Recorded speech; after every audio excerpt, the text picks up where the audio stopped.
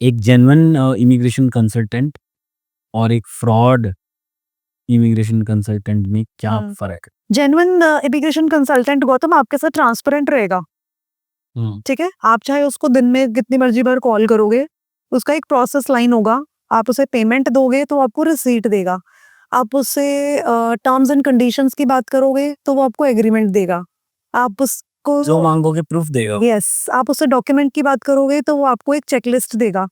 तो ये होते हैं जेन्युइन कंसल्टेंट के जो आप कह रहे हो कि होना चाहिए।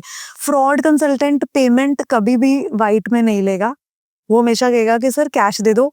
रिसीट आप उससे 10 बार मांगोगे तो वो आपको कहेगा कि सर मैं आपको व्हाट्सएप कर देता हूँ कि मेरे पास इतने पैसे आ गए हैं आपके।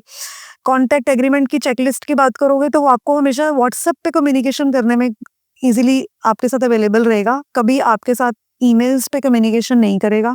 इससे आपको पता चल जाएगा कि उसकी emails domain as you know better, तो किस तरह से वो अपनी कंपनी को चला रहा है, या वो थोड़े दिन में क्लोज अप करेगा और ही रैन अवे। तो बहुत सारे रजिस्ट्रेशंस अभी हमारी स्टेट गवर्नमेंट और अथॉरिटीज ने की हैं कि आप फॉलो करो उस चीज को। लिस्ट बना दी है एक रजिस्टर्ड इमिग्रेशन कंसल्टेंट्स की हर सिटी में, जैसे चंडीगढ़ में भी अभी इम्पोर्टेंट हो गया है। तो you can search on it very easily, Google पे आप सर्च कर सकते हो कि those who are registered immigration consultants in Chandigarh, you can easily search them out.